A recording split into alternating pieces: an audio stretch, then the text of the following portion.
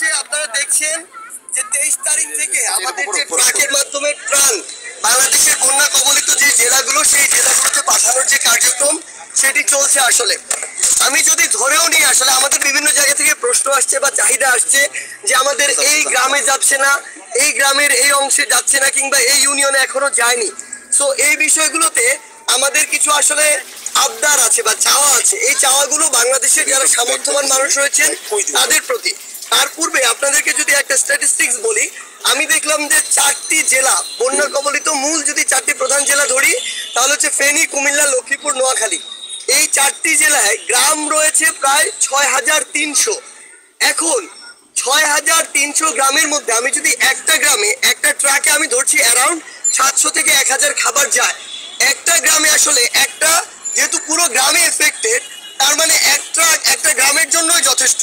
মানে একটা গ্রামে আমার এক ট্রাকের বেশি হলে আরো ভালো, এরকম একটা অবস্থা। সো আমি যদি একটা গ্রামে একটা ট্রাকও পাঠাই, তার মানে আমার এই 4টি জেলাতে 6300 ট্রাক আমার ত্রাণ পাঠাতে হবে, খাবার পাঠাতে হবে। আমরা 4 দিনে অ্যারাউন্ড ধরেন খাবার পাঠিয়েছি আমাদের এই জায়গা থেকে 100-র কিছু বেশি বা শতাধিক ট্রাক। তার মানে এভারেজ প্রায় 6200 গ্রাম, বা ইভেন আমি যদি ধরি 6000 গ্রামে ট্রাক যে যাওয়ার বিষয়টি আলাদা আলাদা 6000 ট্রাক আমার প্রয়োজন। আমরা এই জন্য আমাদের জায়গা থেকে যেটি আসলে করেছি, আমরা উপজেলা প্রশাসন বরাবর পাঠিয়েছি, যে কোনো উপজেলা বা সদর উপজেলা। কারণ প্রত্যেকটি গ্রাম সম্পর্কে, গ্রামে কার নিড, এই বিষয়গুলোর লিস্ট আসলে উপজেলা প্রশাসনের কাছে একটি থাকে সামারি আকারে। সো তাদের কাছে পাঠিয়েছি এই কারণে যে ওই প্রত্যেকটা এরিয়া ইন্ডিভিজুয়াল চেনা আমাদের জন্য টাফ। এক, দ্বিতীয়ত ওই উপজেলার কোন রাস্তাগুলোর কি অবস্থা, সেই জায়গাগুলোতে আমাদের এই ট্রাকগুলো নিয়ে যাওয়া আমাদের জন্য অনেক বেশি সমস্যা। এই জন্য আমরা প্রত্যেকটি ক্ষেত্রে অফিসিয়াল ভাবে উপজেলা প্রশাসনের সাথে যোগাযোগ করে তাদের কাছে পাঠিয়েছি। তারা তাদের জায়গা থেকে যেখানে মনে করেছে যে এই গ্রামে বা এই ইউনিয়নে প্রয়োজন, তারা তাদের জায়গা থেকে ওইভাবে পাঠিয়েছে। আমি আপনাকে শুধু গ্রামের স্ট্যাটিস্টিক্স দিয়ে এটি বোঝালাম যে আমি যদি এক গ্রামে একটি করে পাঠাই, তারপরও আমার অ্যারাউন্ড এরকমই হবে, মোর দেন 50% বা তারও বেশি জায়গা আসলে পৌঁছাবে না। এখন এটার সমাধান কি হতে পারে? আসলে এখন এই সংখ্যাটা বেশি হওয়ার কারণে আমাদের কাছে অনেক ভাই বোন আসছেন যারা চাচ্ছেন তাদের ওই এলাকায় পাঠাই, তাদের কাছে ফোন আসছে। কিন্তু আমাদের একটা সীমাবদ্ধতা আছে। এই টিএসসি বা ঢাকা বিশ্ববিদ্যালয় থেকে একদিনে এভারেজে 20টা বা 25টা ট্রাক যদি যায়, এটা দিয়ে পুরোটা কমপ্লিট করা পসিবল না। এই জন্য আমরা চাই বাংলাদেশের যারা সামর্থ্যবান ব্যক্তি রয়েছেন, আমরা তো দেখছি শত কোটি টাকার বা 1000 কোটি টাকার মালিক অনেক ব্যক্তি বাংলাদেশে আছেন। আসলে এই 16 বছরে তারা তৈরি হয়েছেন। তো তাদের আমাদের জায়গা থেকে আমরা রেসপেক্টফুলি প্রথমে আহ্বান জানাচ্ছি। এই টাকা কিভাবে হয়েছে এটা আমরা প্রশ্ন করতে চাই না আপাতত, এটা নিয়ে আমরা একসময় কথা বলবো। কিন্তু আপাতত তাদেরকে রেসপেক্টফুল জায়গা থেকে একটা কথা বলি, আপনাদের জায়গা থেকে ব্যক্তিগত উদ্যোগ নিয়ে আসলে গ্রাম ধরে ধরে এই জায়গাগুলোতে বা ইউনিয়ন ধরে ধরে ত্রাণ পাঠানোর ব্যবস্থা করা উচিত। মানে দেশের এই সংকটকালীন সময়ে এটি করা ছাড়া আমরা যদি এই অবস্থাকে স্থিতিশীল করতে চাই, এটি খুবই টাফ হয়ে যাবে। এটা এক। দ্বিতীয়ত আরেকটি বিষয়, আমাদের এখানে বেশ কিছু আপনারা আপনাদের জায়গা থেকে আমরা বিভিন্ন সময় দেখেছি যে টিএসসি তে কিংবা সেন্ট্রাল ফিল্ডে অনেক জিনিস আমাদের হচ্ছে এখনো আছে। এখানে বেশিরভাগ যে জিনিসগুলো আছে, প্রথমত এগুলো হচ্ছে কাপড়।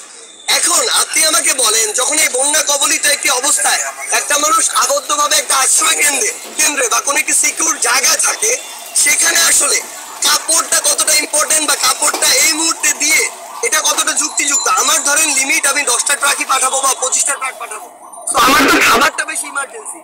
এক কাপড় পরে মানুষ চাইলেও 10 দিন থাকতে পারে, কিন্তু একটা খাবার না খেয়ে মানুষের 3 দিন থাকা তো সম্ভব না।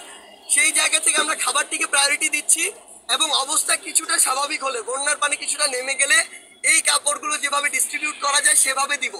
এই জন্য এখন এখানে কাপড়গুলো দেখে হয়তো কিছুটা মনে হচ্ছে অনেকের যে আমাদের ত্রাণগুলো এখানে থাকছে। ত্রাণ থাকছে না, প্রত্যেক দিন তো ত্রাণ আসছে, সেগুলো জমা হচ্ছে। এমন যদি হতো যে এখন আমাদের যতগুলো এখানে ত্রাণ আছে তার ডাবল কোনোদিন আপনি একদিন হঠাৎ করে দেখছেন, তার মানে আমাদের কিছু স্টোর হয়ে গিয়েছে, থেকে গিয়েছে, এমনটা কখনো হয় না। প্রত্যেকদিন আমরা আগের দিনের গুলো সারা রাতের মধ্যে প্যাক করে ফেলি, আবার সকাল থেকে আসা শুরু করে। এই জন্য আমাদের এখানে আছে বাট বেশিরভাগই কাপড়। তো সেই জায়গা থেকে আমরা বলি এই কাপড়গুলো আমরা পাঠাবো, জাস্ট পানির অবস্থা যদি কিছুটা স্বাভাবিক হয়, কিছুটা নেমে যায়। আরেকটা জিনিস হচ্ছে, আমরা এখন যারা রয়েছে আসলে তাদেরকে অনুরোধ করব কাপড় না পাঠিয়ে, সেটা আমরা আরো 7 দিন 10 দিন পরে করতে পারি। আমাদের আসলে ত্রাণের প্রয়োজন, অর্থের প্রয়োজন। ত্রাণটা আপনারা যদি নিজেরা কিনে পাঠাতে পারেন সেটা আমাদের জন্য আরো সহজ হয়। কারণ আপনারা যখন অর্থ দিয়ে যান, সেই অর্থ নিয়ে আমাদের আরেকটা দিনকে বাজারে যেতে হয়, আবার সেখান থেকে আনতে হয়। এখানে আসলে অনেকগুলো সেক্টর কাজ করতে হয় এই জায়গাটুকুতে, এবং আমরা যারা, শুধু আমরা না, আপনারা হয়তো এই জিনিসগুলো ওই অঞ্চলটুকুতে প্রথম ফেস করছেন। সেই জায়গায় এটি করা আমাদের জন্য আসলেই কিন্তু চ্যালেঞ্জ। তারপর আমরা আমাদের জায়গা থেকে চেষ্টা করছি। এই জন্য যারা আসলে সহযোগিতা করতে চান আমাদের এখানে এসে, আমরা অনুরোধ করবো ত্রাণ দিয়ে।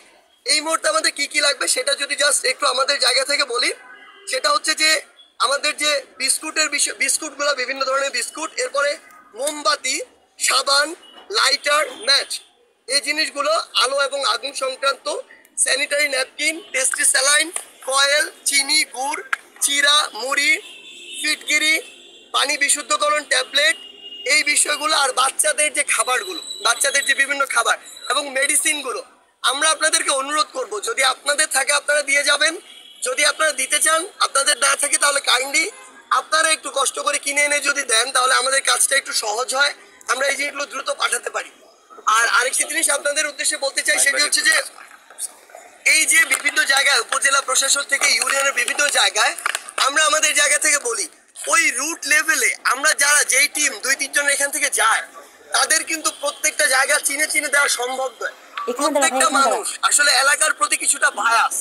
এই জায়গায় আমাদের অনুরোধ থাকবে, আমাদের এই প্ল্যাটফর্মের পক্ষ থেকে, বৈষম্য বিরোধী ছাত্র আন্দোলনের পক্ষ থেকে, যে যেই এলাকাতেই খাবার যাক না কেন, এটার যেন সমবন্টনটা হয়, এটা আপনাদের ওই এলাকার ওই জায়গা থেকে নিশ্চিত করতে হবে।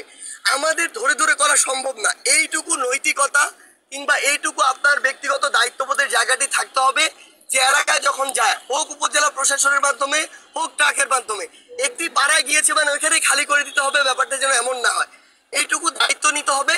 এবং সবচেয়ে ইম্পর্টেন্ট, একটি বা দুইটি প্ল্যাটফর্ম দিয়ে আসলে এখান থেকে ওভারকাম করা খুবই টাফ। আমাদের অনুরোধ থাকবে, এটা যেমন একটা সেক্টর, আমরা দেখেছি আরো বিভিন্ন 2-1টা ফাউন্ডেশন দেখছি যে তারা তাদের জায়গা থেকে খুব ভালো করে কাজ করছে। আমরা চাই বাংলাদেশে অন্তত এরকম 100টা ফাউন্ডেশন এই মুহূর্তে কাজ করুক, বা 100টা ব্যক্তি বা কোম্পানি কাজ করুক, যারা প্রত্যেকদিন এরকম 20টা-25টা করে ত্রাণ ওই এলাকাটিতে পাঠাবে।